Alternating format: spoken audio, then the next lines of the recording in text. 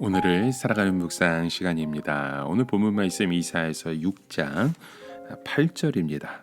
내가 또 주의 목소리를 들은즉 이르시되 내가 누구를 보내며 누가 우리를 위하여 갈고 그때 내가 가로되 내가 여기 있나이다 나를 보내소서. 여러분, 이 유다 백성들의 형편이 어떠했었냐면 나름대로 그들은 하나님 앞에서 자신들이 잘 준비되어 있다고 만족해 있었습니다.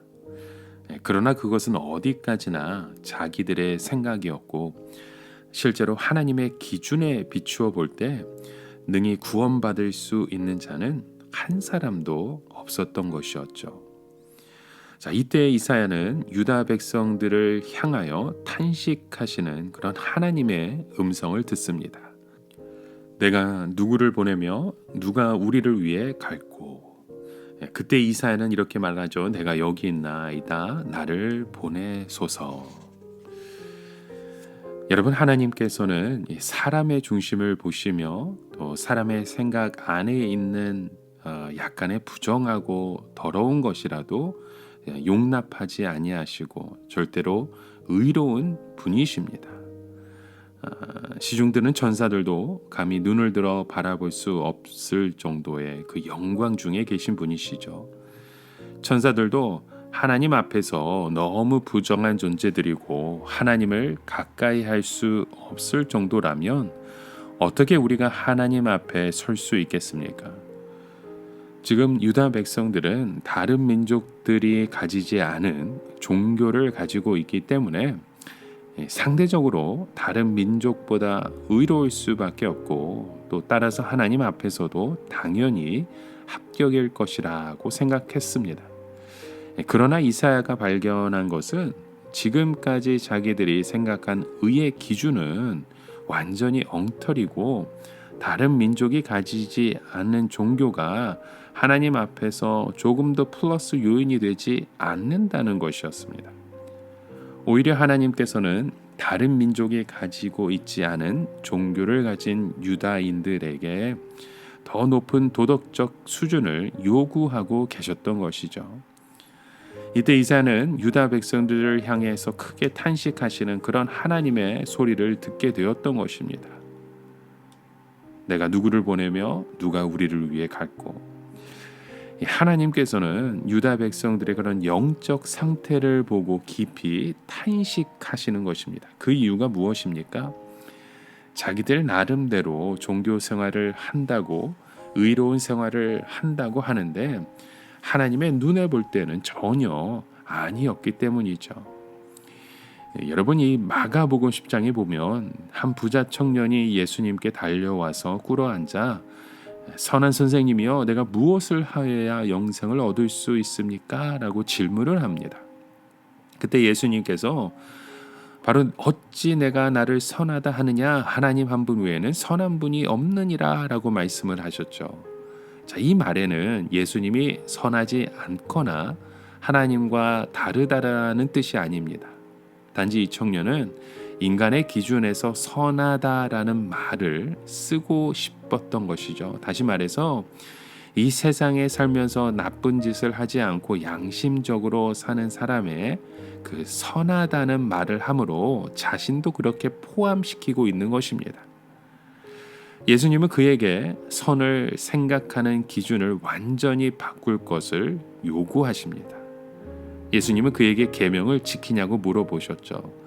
그는 어렸을 때부터 살인하지 말라, 가늠하지 말라, 도둑질하지 말라는 그런 윤리적인 계명을 잘 지켰다고 말합니다.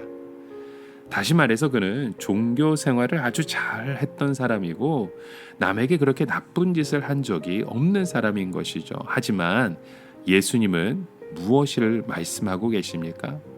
너희 소유를 다 팔아 가난한 자에게 주라, 그리고 와서 나를 쫓으라 라고 말씀을 하시죠.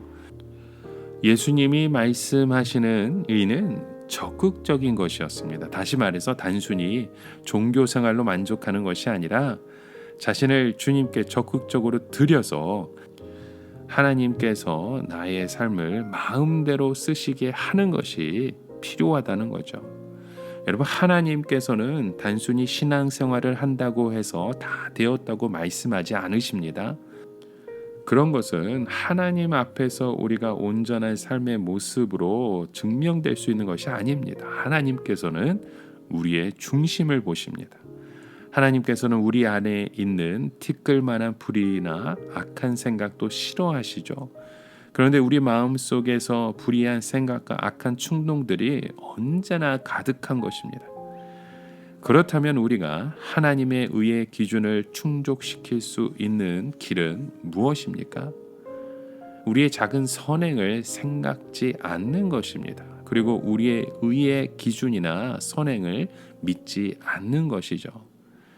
감히 그런 것을 나의 자랑거리로 내놓을 생각조차 하지 말아야 합니다. 그 대신 어떻게 해야 합니까? 하나님께서 나를 붙들어 주시고 사용해 달라는 믿음만을 의지하는 것입니다. 하나님 앞에서 겸손한 마음밖에는 우리가 내놓을 수 있는 것이 아무도 없는 거죠. 우리는 도저히 하나님의 의의 조건에 충속 지킬 수 없는 자들입니다. 천사들도 얼굴도 드지 못하고 날개로 얼굴을 가리우는 분 앞에서 어떻게 우리같이 육체를 가진 자들이 하나님의 거룩의 조건을 채울 수 있겠습니까? 오직 겸손과 고백과 정직밖에는 아무것도 없습니다.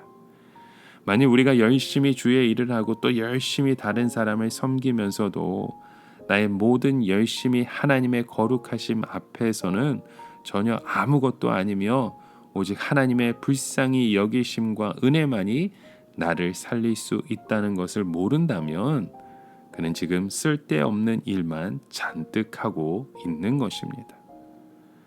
여러분, 우리가 열심히 일을 하고 난 후에 우리가 고백해야 될 것이 무엇입니까? 나는 무익한 종입니다 라는 고백이죠. 오히려 주를 위하여 일을 한다고 한 후에도 그동안 내 안에 있었던 그 분노와 나쁜 생각과 추악한 탐욕으로 인하여 울면서 몸부림칠 때에 바로 하나님의 의를 알 수 있게 되는 것입니다.